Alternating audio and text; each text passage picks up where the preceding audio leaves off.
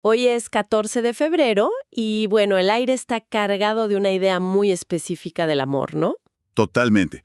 Pero hoy vamos a desviarnos un poquito de los chocolates y las flores para explorar un territorio que a menudo se ignora, el amor propio financiero. Así es. Y para esta exploración tenemos dos materiales que son fascinantes. A ver, El primero es un texto más conceptual que le da un giro de 180 grados al seguro de vida, presentándolo como un acto casi radical de autocuidado. ok. Y el segundo es una fábula moderna muy corta que pone en escena esa lucha que todos conocemos entre el placer inmediato y la seguridad a largo plazo. Nuestra misión hoy es desentrañar una idea que puede sonar contraintuitiva. Un poco, ¿sí? Que el gesto de amor más poderoso que uno puede hacerse, especialmente en un día como hoy, es proteger su futuro.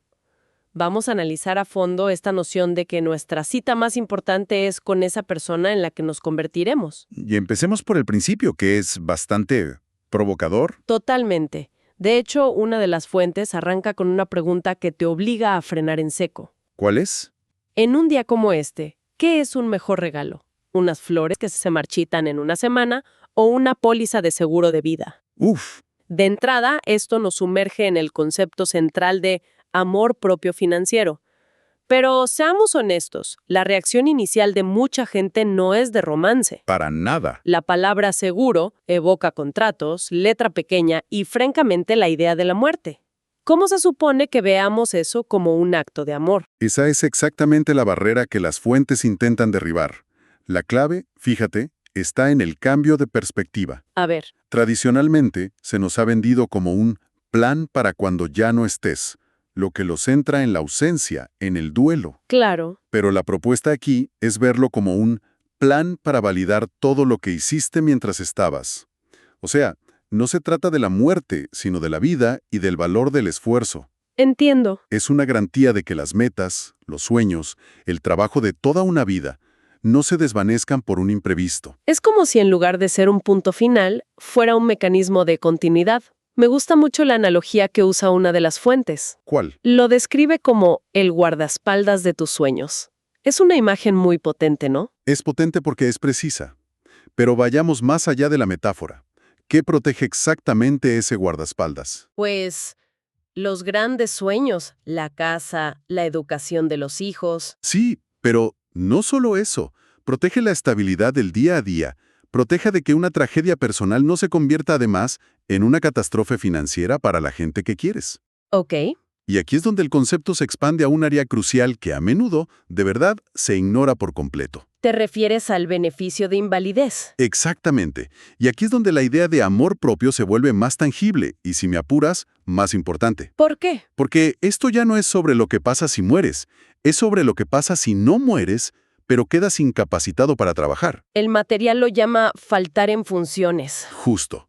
Proteger tu capacidad de generar ingresos es quizás la demostración más profunda de autorrespeto y de responsabilidad. Esto es clave. Pensar en quedar incapacitado es aterrador. Es un tema que evitamos. Totalmente, pero la fuente es muy directa. Si el cuerpo falla, el seguro te proporciona el sueldo que ya no puedes ganar. Ni más ni menos. Tener un plan para eso no es ser pesimista, es un acto de dignidad. Es decirse a uno mismo, yo no voy a ser una carga para nadie. Es el máximo acto de no querer ser una carga, como bien dices. Y es importante entender los matices, ¿eh? A ver, No todos los beneficios por invalidez son iguales. Algunos ofrecen un pago único, una suma global que, en medio de una crisis de salud, puede ser abrumador de administrar. claro, de repente tienes una cantidad enorme de dinero y no sabes ni por dónde empezar. Exacto. Otros, y aquí está lo interesante, se estructuran para proveer un ingreso mensual. Esta realmente simula la función de un sueldo y permite mantener un estilo de vida, pagar las cuentas. Y sobre todo conservar la autonomía. Eso. Conservar la autonomía sin tener que tomar decisiones financieras gigantescas y estresantes de la noche a la mañana. Es asegurar tu bienestar en la ausencia funcional, es decirte a ti mismo. Trabajé demasiado duro para construir esta vida, como para que un accidente o una enfermedad la demuela por completo. Justo eso. Vale. La lógica es impecable. Proteger los ingresos, asegurar las metas, cuidar de uno mismo y de los demás, todo tiene sentido, racionalmente. Pero Pero en el día a día, la batalla no siempre es racional. La tentación de la gratificación inmediata es una fuerza muy poderosa. Poderosísima. Y creo que la segunda fuente, la historia de Val Gastoni, captura esa lucha interna a la perfección. Es una fábula perfecta para nuestro tiempo. Nos sitúa en Laina City con este personaje, Val Gastoni. Es el día del amor. Y está frente al escaparate de una tienda de lujo. Exacto. Y sus ojos están fijos en un bolso de edición limitada. Es el arquetipo del dilema moderno. El deseo deslumbrante de la hora, contra la necesidad nebulosa del después. Y la historia personifica este conflicto de una forma genial. Sobre su hombro aparece un duendecillo... No, se llama Fisquillo. Sí, Fisquillo, que es básicamente la voz de la tentación. Y sus argumentos son los que todos nos hemos susurrado alguna vez. Le dice a Val cosas como, el amor propio es consentirse hoy. Claro. O eres joven e invencible. Ya te preocuparás de eso después. Esa es clásica. Fisquillo es un maestro de las medias verdades, que son las más peligrosas. ¿Por qué? Porque es cierto que el amor propio incluye consentirse. El problema es cuando esa es la única definición que aceptamos.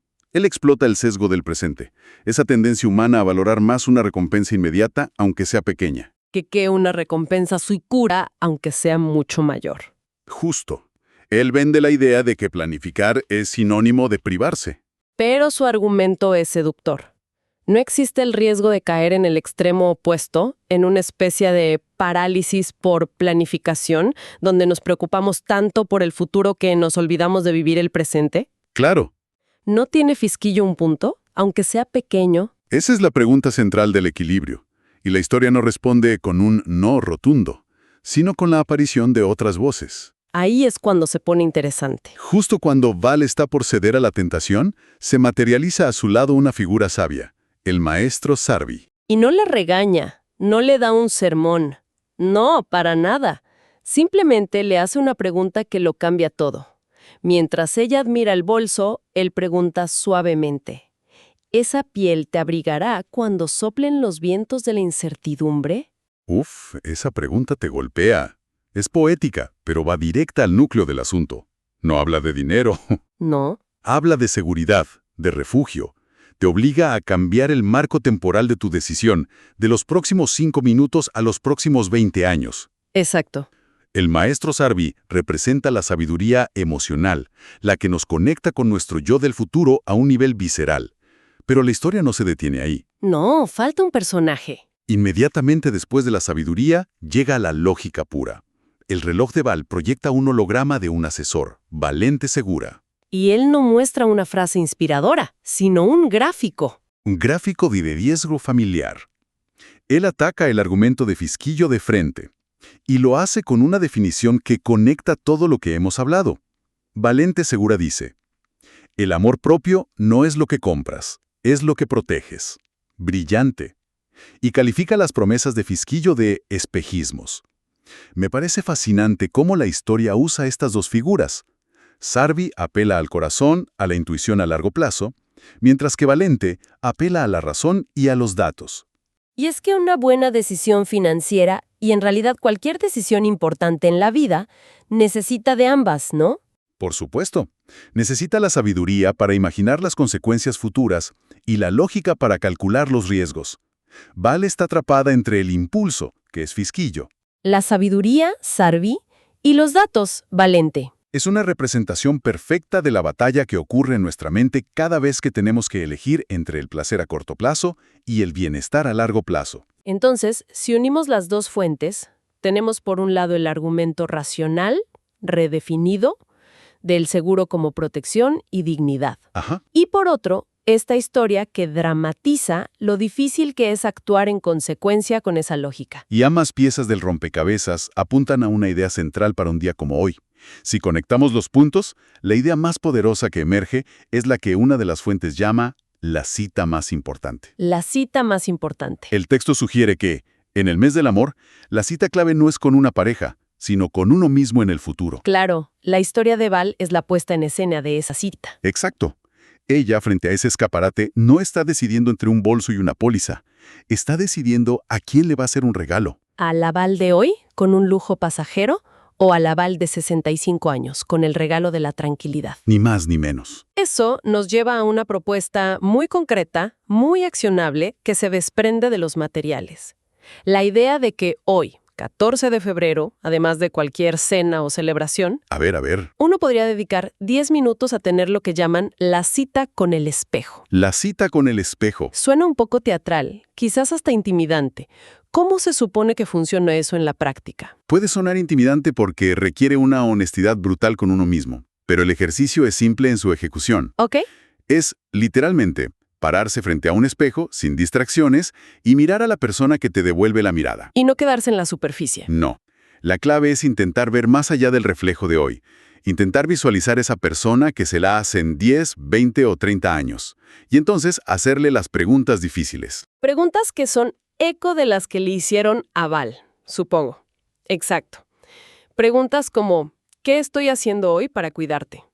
Uf, fuerte. O siendo más específico, esta semana, ¿a quién he escuchado más? ¿A mi fisquillo interior, el que me dice, gástalo ahora, ya te preocuparás después?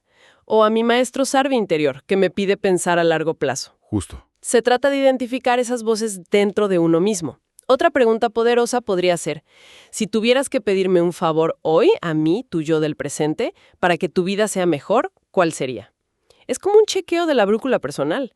Es reconocer que no somos solo esta persona del presente, sino que somos un proyecto en el tiempo. Claro. Un economista quizás lo llamaría un acto de responsabilidad intertemporal. Pero en palabras sencillas es simplemente ser un buen amigo de tu futuro yo. Me gusta eso. Es hacerle un favor a la persona que serás. Y ojo, no se trata de una autoflagelación o de privarse de todas las alegrías del presente. Se trata de encontrar un equilibrio consciente. Claro, no es todo o nada. Significa que la persona que eres hoy se preocupa lo suficiente por la persona que serás mañana como para tomar una decisión prudente ahora. Es un acto de amor fundamental. Al final, la elección que enfrenta Val y que enfrentamos todos de distintas maneras, entre un lujo pasajero y un plan de seguridad, no es solo una decisión financiera. Va mucho más allá. Es una declaración de principios. Es una respuesta a la pregunta, ¿qué valoro más? ¿Cómo defino el éxito? Y sobre todo, ¿cómo me demuestro a mí mismo que me importo? Y lo más interesante de la fábula es su final. La historia de Val nos deja en suspenso. No nos dice qué decisión toma. Se detiene justo en el momento de la elección. Y creo que es deliberado, porque la decisión realmente no es de Val. La decisión es de quien está escuchando la historia. Nos pasa la responsabilidad. Exacto. Y eso plantea una pregunta que va mucho más allá de un seguro o un bolso. Una pregunta que es perfecta para quedarnos reflexionando. Perfecta. Más allá de las finanzas, ¿en qué otras áreas de la vida podríamos estar escuchando demasiado a nuestro fisquillo interno? ¿En la salud? En la salud, en las relaciones, en el desarrollo personal. ¿Dónde estamos sacrificando el bienestar a largo plazo? ¿Por una gratificación instantánea? ¿Por evitar una conversación difícil o simplemente por pereza? Es una gran pregunta. Y quizá la pregunta más importante sea, ¿cómo sería nuestra vida si, antes de cada decisión clave, nos tomáramos un momento para consultar a nuestro maestro Sarvi interior?